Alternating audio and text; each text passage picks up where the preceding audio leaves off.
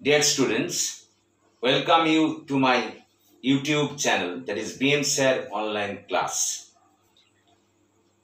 তোমরা সকলেই জানো যে আমি প্রত্যহই এই ক্লাস নিয়ে থাকি।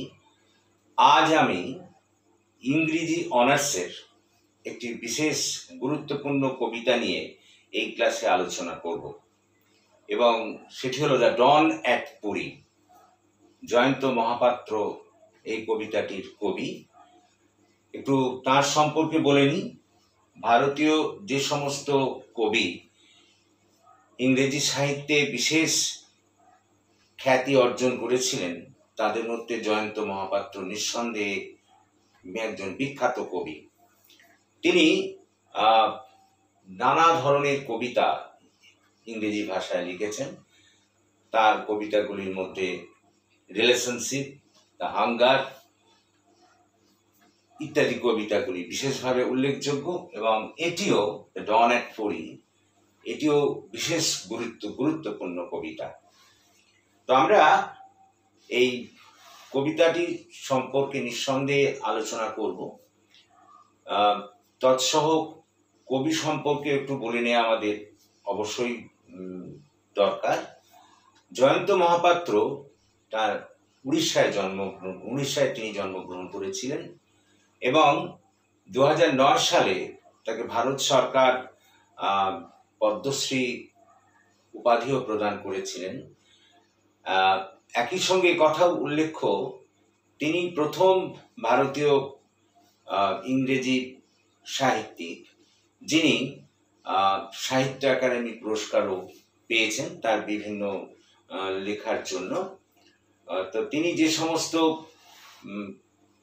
কবিতা লিখে বা যে সমস্ত গ্রন্থ লিখে বিশেষ খ্যাতি অর্জন করেছিলেন তার মধ্যে দ্য রিলেশনশিপ, দ্য হাঙ্গার ইত্যাদি সবিশেষ উল্লেখযোগ্য।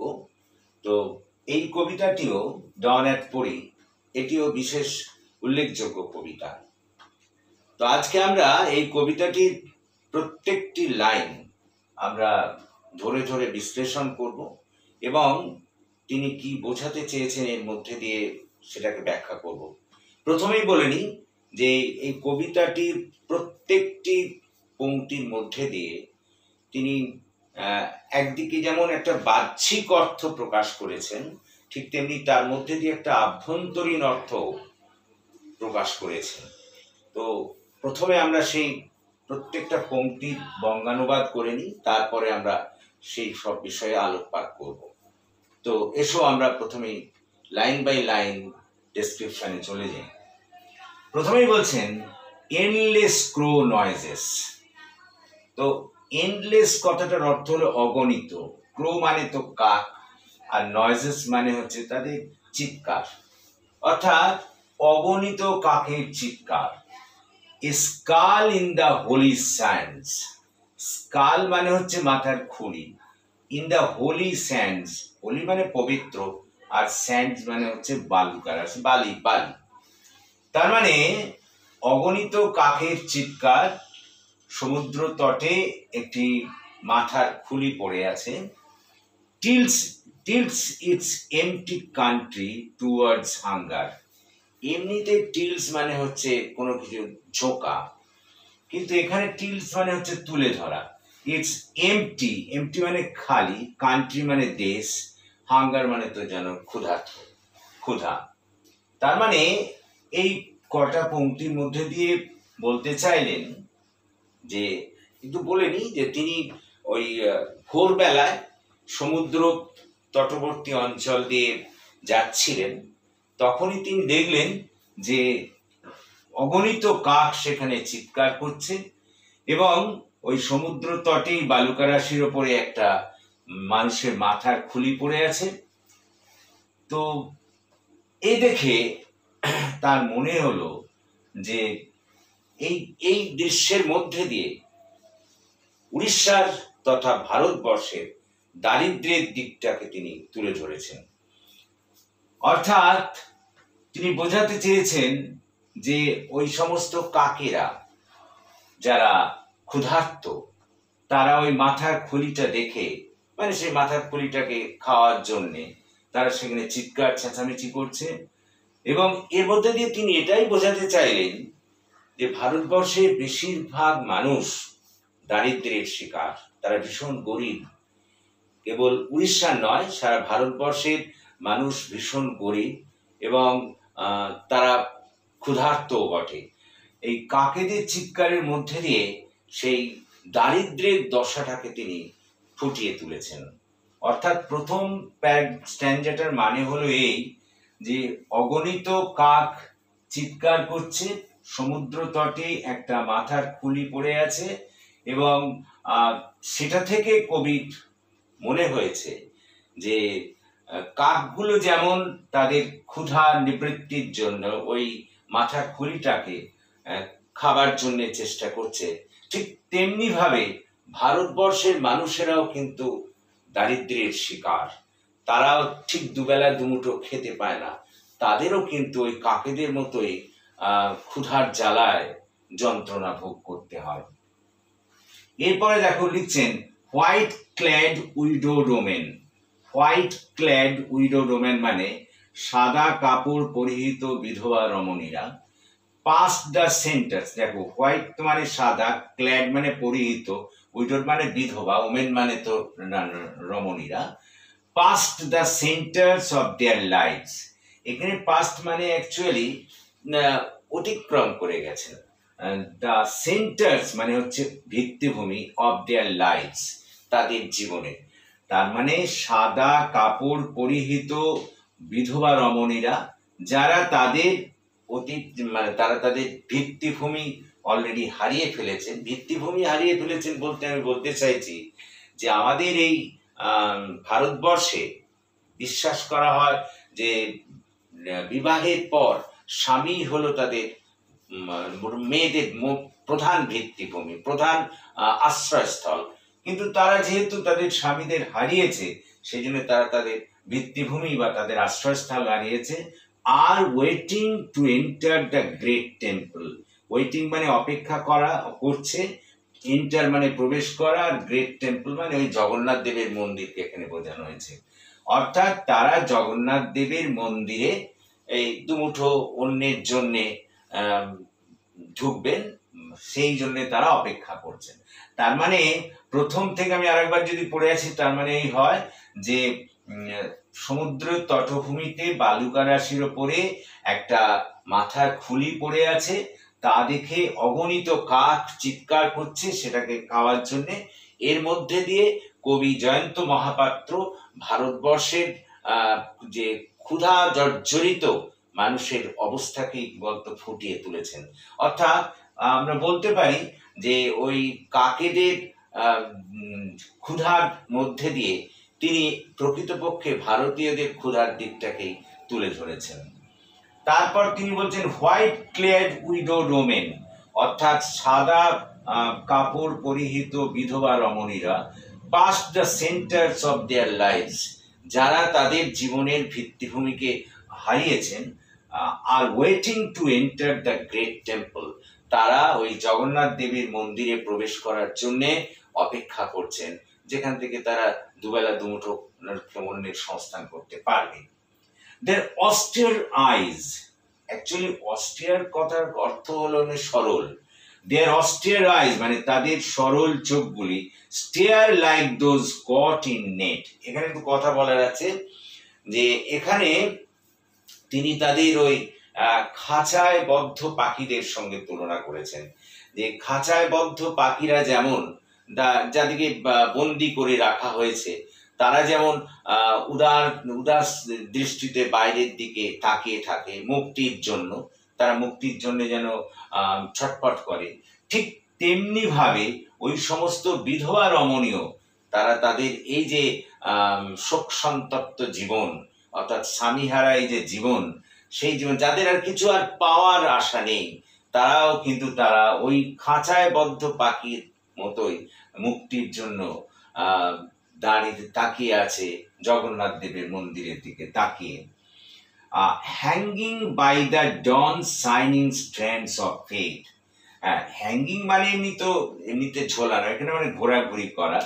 ডন শাইনিং মানে ওই ভোরবেলার যে আলো পড়েছে তার সেই আলোক রাশির মধ্যে দিয়ে তারা এই বিশ্বাসের উপর ভিত্তি করে কিন্তু ওখানে দাঁড়িয়ে আছে। তার মানে কি, তারা তাদের ভিত্তিভূমিকে হারিয়েছে এবং সেই জন্য এখন আর তাদের নতুন করে কিছু পাওয়ার নেই। তারা পাওয়ার নেই বলেই ওই উদাস দৃষ্টিতে বাইরের দিকে তাকিয়ে আছে। যেমন করে খাঁচায় বদ্ধ পাখিরা মুক্তির জন্য বাইরের দিকে তাকিয়ে থাকে, তারাও তেমনি এই শোক সন্তপ্ত জীবন থেকে মুক্তি পাওয়ার জন্যে ওই জগন্নাথ দেবের মন্দিরের দিকে তাকিয়ে দাঁড়িয়ে আছে এবং ওই ভোরের আলোয় তারা তাদের সেই যে বিশ্বাস, যে বিশ্বাসের উপর ভিত্তি করে তারা এখানে দাঁড়িয়ে আছে, সেই বিশ্বাসটা কি বলতো এখানে আলোকিত হয়েছে। তারপরে বলছে the frail early light catches. Frail মানে হচ্ছে দুর্বল, আর্লি লাইট মানে ভোরের সকাল বেলাকার আলো, ক্যাচেস মানে এমনিতে ধরা, এখানে হচ্ছে পড়া, অর্থাৎ মানে ভোরবেলার দুর্বল আলো সেখানে পড়েছে। Ruined leprous cells leaning against one another. একটু লেপ্রাস সেলস সম্পর্কে বলবো আমরা। এমনিতে রুইন্ড মানে ধ্বংসপ্রাপ্ত, এখানে রুইন্ড মানে রোগগ্রস্ত, আর leprous cells leaning against one another, leprous cells মানে কুষ্ঠ রোগ দ্বারা আক্রান্ত। এই লাইনটার মধ্যে দিয়ে না তিনি দুটো বিষয়ের উপরে ব্যাখ্যা তিনি দুটো বিষয়ের উপর আলোকপাত করেছেন। তিনি বলতে চেয়েছেন যে ওই দুর্বল ভোরের আলো পড়েছে এবং ওই মন্দিরের মানে জগন্নাথ দেবের মন্দিরের সংলগ্ন অঞ্চলে একদল ভিখারি বা একদল নিম্ন জাতি সম্পন্ন মানুষেরা, দুটো ভাবেই হতে পারে, একদল ভিখারি এবং একদল নিম্ন জাতি সম্পন্ন মানুষেরা যাদের মন্দিরের ভেতরে প্রবেশ করার অধিকার নেই, তারা রোগগ্রস্ত, সেই জন্য তারা ওই ঝুঁকে ওইখানে দাঁড়িয়ে আছে। A mass of crouched faces without name. A mass of মানে একটা গোষ্ঠী বা জনগণ, ক্রাউচড মানে হচ্ছে ভীত সন্ত্রস্ত, ফেসেস মানে তো মুখ, উইদাউট নেমস অর্থাৎ নামহীন ওইসব মানুষেরা মানে ভীত সন্ত্রস্ত অবস্থায় দাঁড়িয়ে আছে, কারণ ওদের ভেতরে ঢোকার প্রবেশ নেই। এই স্ট্যান্ডার্ডটার মানে হলো যে সকালের বা ভোরবেলার দুর্বল আলো সেখানে পড়েছে, যেখানে ওই সমস্ত ভিখারি এবং রোগগ্রস্ত মানুষেরা বাইরে মন্দিরের বাইরে দাঁড়িয়ে আছে ভীত সন্ত্রস্ত অবস্থায়, কারণ তাদের ভেতরে ঢোকার ভেতরে ঢোকার অধিকার নেই, প্রবেশাধিকার নেই। তারপর তিনি বলছেন and suddenly breaks out my hide. Suddenly মানে হঠাৎ, ব্রেকস আউট মাই হাইড মানে আমার মনে আর একটা নতুন ধারণার আবির্ভাব করলো। অর্থাৎ এই যে সব দেখছিলেন এখান থেকে তিনি অন্যদিকে সরে গেলেন, একটা নতুন ধারণা তার মধ্যে এলো। into the smoky blaze of sullen solitary fire. Smoky blaze মানে ধোঁয়াযুক্ত আগুন, of a sullen মানে অন্ধকারাচ্ছন্ন, solitary fire মানে একটা চিতা, অর্থাৎ পাশেই একটা চিতা জ্বলছিল। ওই সমুদ্রের ধারে স্বর্গের ধারে তো সবসময় মৃতদেহকে পোড়ানো হয়, সেরকম একটা মৃতদেহ চিতা জ্বলছিল, সেদিকে তার দৃষ্টি পড়ল এবং তার চিন্তাধারা এতক্ষণ যা ওই বিধবা রমণী বা ওই ভিখিরিদের কথা বা নিম্ন শ্রেণীর কথা ভাবছিলেন, এবার সেখান থেকে তার চিন্তাধারা অন্যদিকে চলে গেল। That fills my ageing mother, এটা দেখে তার ওই বয়োবৃদ্ধা মায়ের কথা মনে পড়ে গেল। অর্থাৎ এই তিনটে লাইনের মানে হচ্ছে যে হঠাৎ তার মনের চিন্তাধারা এতক্ষণ যা ভাবছিলেন সেখান থেকে সরে গেল, নতুন একটা চিন্তাধারা এলো। কেন না, যখন তিনি দেখলেন সামনে একটা মৃতদেহ ওই পোড়ানো হচ্ছে, এই অন্ধকারাচ্ছন্ন অবস্থায়, সেখানে ধোঁয়ার মধ্যে দিয়ে আগুন জ্বলছে, সেই মৃতদেহ যে পোড়ানো হচ্ছে সেই চিতা দেখে তার মধ্যে তার একটা ধারণা মাথায় এলো। কি ধারণা? That fills my ageing mother, তার মায়ের কথা মনে পড়তে লাগলো, বৃদ্ধা মায়ের কথা। Her last wish to be cremated here, তার শেষ ইচ্ছে, লাস্ট উইশ মানে হচ্ছে শেষ ইচ্ছে, টু বি ক্রিমেটেড হেয়ার মানে এখানে ভস্মীভূত হওয়ার, অর্থাৎ তার ইচ্ছে যে তিনি এই স্বর্গদ্বারেই যেন তাকে দাহ করা হয়। Twisting আনসার্টেনলি like light on the shifting sands, তখন তার এই যে মায়ের ইচ্ছেটা তখন তার মধ্যে একটা আলোড়ন সৃষ্টি করলো। কার মধ্যে? আমাদের কবি জয়ন্ত মহাপাত্রের মধ্যে। তার মানে গোটাটার মানে হচ্ছে দাঁড়ালো এই যে কবি জয়ন্ত মহাপাত্র একদিন ভোরবেলা পুরীর সমুদ্র তীর ধরে যাচ্ছিলেন। সেই সময় ওই সমুদ্র তীরের কাছে ওই স্বর্গদ্বার বলে একটা অঞ্চল আছে, সেখানে তিনি দেখলেন। যা যা দেখলেন সেটারই একটা এখানে বর্ণনা তিনি দিয়েছেন। কি দেখলেন? তিনি দেখলেন অগণিত কাক সামনে একটা মাথার খুলি পড়ে থাকতে দেখে তারা চিৎকার করছে, হয়তোবা ওই মাথার খুলিটাকে দেখে খাবার জন্যে। এবং এটা দেখে কবির মনে হলো, বা এটার মধ্যে দিয়ে কবি ওই ক্ষুধার্ত কাকেদের মধ্যে দিয়ে উড়িষ্যা তথা ভারতীয়দের দুঃখ দারিদ্র্য ভরা জীবনকেই তুলে ধরতে চেয়েছেন।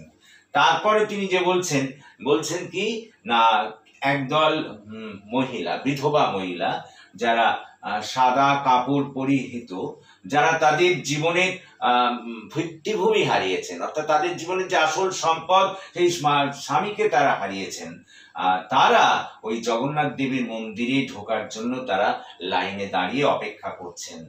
তারপরে বলছেন যে তাদের সরল সাদাসিদের চোখ দিয়ে তারা তাকিয়ে আছে ওই মন্দিরের দিকে। তাদের তো আর কিছু পাওয়ার নেই, তারা এখন চায় এই শোক সন্তপ্ত জীবন থেকে মুক্তি। তাই জন্যই তাদেরকে তুলনা করেছেন কবি ওই খাঁচায় বদ্ধ পাখিদের মতো, যাদেরকে খাঁচায় বদ্ধ করে রাখা হয় যেসব পাখিদের, তারা যেমন মুক্তির অপেক্ষায় বাইরের দিকে তাকিয়ে থাকে, ঠিক তেমনি ভাবেও তারাও যেন ওই এই জীবন, অর্থাৎ এই শোক সন্তপ্ত জীবনের পরিসমাপ্তির জন্য বা মুক্তির জন্য বাইরের দিকে তাকিয়ে, মন্দিরের দিকে তাকিয়ে আছেন। তারপর কি বলছেন? Hanging by the dawn shining sands of faith, তারা এই ভোরের আলোয় তাদের ওই যে ধর্ম বিশ্বাস, যে যারা যেখানে তারা এসছেন, যে জগন্নাথ দেবের শরণাপন্ন হয়েছেন, তিনি হয়তো তাদের উদ্ধার করতে পারেন, এরকম একটা বিশ্বাস তাদের মধ্যে জাগ্রত হয়েছে। The frail early light catches, ওই দুর্বল ভোরের আলো এখানে পড়েছে। এবং কাদের ওপর? বলছেন ruined leprous cells leaning against one another, একদল ভিখিরি অথবা ওই রোগগ্রস্ত, কুষ্ঠ রোগগ্রস্ত অন্তজ শ্রেণীর মানুষদের ওপর, যারা ঝুঁকে একে অপরের ওপর ভর দিয়ে দাঁড়িয়ে আছে। A mass of crouched faces without names, যাদের কোনো নাম নেই, নাম না জানা তারা, এবং তারা অতি ভীত সন্ত্রস্ত অবস্থায় দাঁড়িয়ে আছে, কারণ তাদের ভেতরে প্রবেশের অধিকার নেই। তারপর তিনি বলছেন হঠাৎ তার মধ্যে মানসিক একটা পরিবর্তন হলো, এবং তিনি ওই সামনে জ্বলন্ত চিতা দেখে তার মনে পড়লো তার বৃদ্ধা মায়ের কথা। কারণ তার মা আশা প্রকাশ করেছিলেন যে তার মৃত্যুর পর যেন তাকে এখানেই ওই স্বর্গদ্বারেই দাহ করা হয়। কারণ এরকম একটা বিশ্বাস আমাদের প্রচলিত আছে, স্বর্গদ্বারে দাহ করলে তার স্বর্গপ্রাপ্তি হতে পারে। এই জন্য সকলেই চান যে স্বর্গদ্বারে ওখানে তাকে দাহ করা হোক, যেমন তার মা চেয়েছিলেন। এবং সেই মায়ের যে তার ইচ্ছে, তার মধ্যে একটা আলোড়ন সৃষ্টি করতে লাগলো, এবং সেটা তার ভেতরে একটা যে মায়ের যে ইচ্ছে, সেটা তার মধ্যে একটা আলোড়ন সৃষ্টি করতে লাগলো, একটা অনিশ্চয়তার একটা বাতাবরণ তার মধ্যে সৃষ্টি করলো। কি করবেন না করতে পারবেন, এইসব তিনি ভাবতে লাগলেন। তাহলে এই হচ্ছে কবিতাটির লাইন বাই লাইনের মানে হলো, আসলে কবি জয়ন্ত মহাপাত্র তার এই কবিতাটির মধ্যে দিয়ে প্রকৃতপক্ষে বেশ কিছু দিকে আলোকপাত করেছেন। সেটা প্রথমেই হচ্ছে ভারতবর্ষের ক্ষুধা মানে দারিদ্র্যের দিকটাকে তুলে ধরেছেন। দারিদ্র্যের দিকটা, এখানকার মানুষেরা যে বিশেষভাবে দরিদ্র, উড়িষ্যা তথা ভারতবর্ষের মানুষেরা যে দরিদ্র, তাদের যে দারিদ্র্যের মধ্যে দিয়ে দিন কাটে সেটাকে তুলে ধরেছেন। দ্বিতীয় যে স্ট্যান্ডার্ডে আমরা দেখি, সেখানে দেখি তিনি বিধবা রমণীদের কথা বলেছেন, তাদের দুঃখের কথা বলেছেন। এই সব বিধবা রমণীরা যখনই স্বামী মারা যায় তখন থেকে কিন্তু অসহায় হয়ে পড়ে, তাদের আর কিছুই ভিত্তি থাকে না তারা একেবারে অসহায় হয়ে পড়ে এবং তাদের সেই দুঃখের কথা কিন্তু এখানে তুলে ধরেছেন, যারা দুমুঠো অন্যের জন্য এখানে দেখা যাচ্ছে জগন্নাথ দেবের মন্দিরে হাজির হয়েছেন এবং মুক্তির জন্য জগন্নাথ দেবের শরণাপন্ন হয়েছেন। 3 নম্বর আমরা যে স্ট্যান্ডায় দেখছি সেটা হচ্ছে এই যে তারা ওই জগন্নাথ দেবের মন্দিরের মধ্যেই একদল ভিখিরি এবং একদল ভিখিরি বা অন্তর্জ শ্রেণী তারা বাইরে দাঁড়িয়ে আছে, তারা ভীত সন্ত্রস্ত অবস্থায় দাঁড়িয়ে আছে, তাদের ভেতরে ঢোকার প্রবেশ নেই।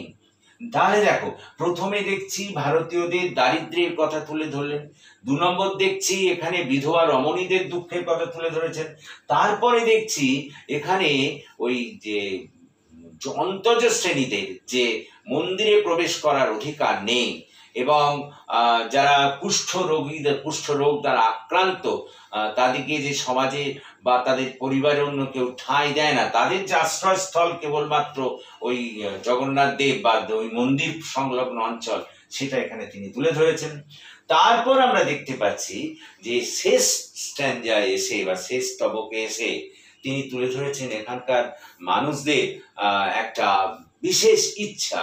এখানে হিন্দু ধর্মের মানুষেরা মনে করেন যে ওই স্বর্গদ্বারে জগন্নাথ দেবের সামনে যদি তাকে দাহ করা হয় তাহলে হয়তো তাদের মহামুক্তি হবে।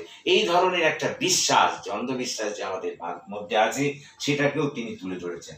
তাহলে 4টে জিনিস এখানে তিনি তুলে ধরলেন।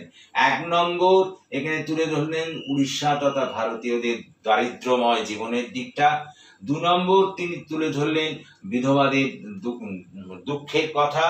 3 নম্বর তিনি তুলে ধরলেন ওই ভিখিরি অথবা ওই অন্তর্জ শ্রেণী কুষ্ঠরোগীদের দুঃখের কথা। 4 নম্বর তিনি তুলে ধরলেন যে একটা অন্ধবিশ্বাস যে পুরীর সমুদ্র তটে বা জগন্নাথ দেবের মন্দিরের কাছে তাদের দাহ করলে তাদের মহামুক্তি ঘটবে। এই বিষয়টাকে তিনি এই কবিতার মধ্যে দিয়ে ফুটিয়ে তুলেছেন। অর্থাৎ ডন অ্যাট পুরী, অর্থাৎ পুরীতে ভোরের দৃশ্য বর্ণনা করতে গিয়ে তিনি এই 4টি বিষয়ে অতি সুন্দরভাবে আলোকপাত করেছেন এবং বিষয়গুলিকে অতি সুন্দরভাবে ফুটিয়ে তুলেছেন। সুতরাং আমার মনে হয় যে তোমরা বিষয়টি বুঝতে পেরেছ। এই কবিতাটি খুব গুরুত্বপূর্ণ এবং যখন আমরা এর উপরে এবার কোশ্চেন লেখাবো, দেখবে এ তো তোমার লাইন বাই লাইন অর্থ গেল, কোশ্চেন লেখাবো যখন, তখন আমরা তোমাদের দেখাবো এই যে skull in the holy sand, এটাকে ব্যাখ্যা করে দেখাবো যে একদল মানুষ তাদের মৃতদেহ এখানে পোড়াতে এসেছিল, কিন্তু তারা মৃতদেহ ওই পোড়ানোটাকে সম্পূর্ণ করতে পারেনি।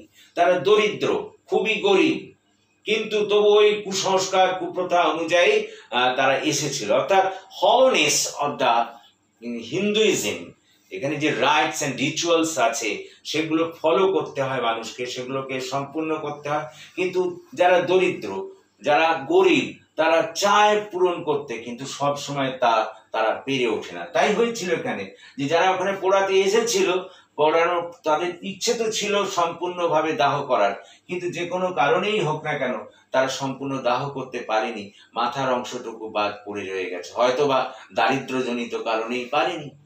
এই সব বিষয়গুলো তখন আমাদের ব্যাখ্যা করে লিখতে হবে যখন আমরা প্রশ্নের উত্তর লিখব। তার মানে আজকে যেটুকু আমরা পড়লাম ডন অ্যাট পুরী, সেটুকু দেখলাম এইরকম একসঙ্গে সিনপসিস করে বললে হয় যে কবি জয়ন্ত মহাপাত্র তার এই ডন অ্যাট পুরী কবিতাটির মধ্যে দিয়ে একটা চরম সত্যের প্রতি আলোকপাত করেছেন। একদা তিনি ভোরবেলা সমুদ্র তটবর্তী দিয়ে অঞ্চল দিয়ে যাচ্ছিলেন, সেইখানে তিনি যেসব দৃশ্য দেখেছেন সেটাকেই বর্ণনা করেছেন। তিনি প্রথমেই দেখেছিলেন যে সমুদ্র তটভূমিতে একটা মানুষের মাথার খুলি পড়ে আছে, যাকে দেখে অগণিত কাক চিৎকার করছে। তো এই অগণিত কাকের চিৎকার দেখে তার মনে হয়েছিল যে ক্ষুধার্ত অগণিত কাকের চিৎকার দেখে ভারতীয়দের দারিদ্র্যের কথা তার মনে হয়েছিল। এরপর তিনি ওই বিধবা রমণীদের, সাদা কাপড় পরিহিত বিধবা রমণীদের কথা বলেছেন, যে যারা তাদের জীবনের সব কিছু হারিয়ে ফেলেছে, যারা সম্পূর্ণরূপে নিঃস্ব, একেবারে অসহায়, তারা দুমুঠো অন্যের জন্য এই জগন্নাথ দেবের মন্দিরে এসে হাজির হয়েছে। তারা তারা ওই শূন্য সরল দৃষ্টিতে মন্দিরের দিকে তাকিয়ে আছে, হয়তোবা তাদের মুক্তি প্রাপ্তির জন্য। যেমন করে ওই বদ্ধ খাঁচার মধ্যে পাখিরা তাদের মুক্তির জন্য বাইরের দিকে তাকিয়ে থাকে, ঠিক তেমনি তারাও যেন ওই মুক্তির জন্য বাইরের দিকে তাকিয়ে আছে। তারপর তাদের ওই সূর্যের নরম আলোয়, ভোরের সূর্যের নরম আলোয় তাদের সেই ধর্ম বিশ্বাস তাদের মধ্যে যেন জাগ্রত হয়ে উঠেছে যে একমাত্র জগন্নাথ দেবী তাদের মুক্তি দিতে পারেন। তারপরে আমরা দেখলাম যে ওই ভোরের দুর্বল আলো পড়েছে কাদের ওপরে?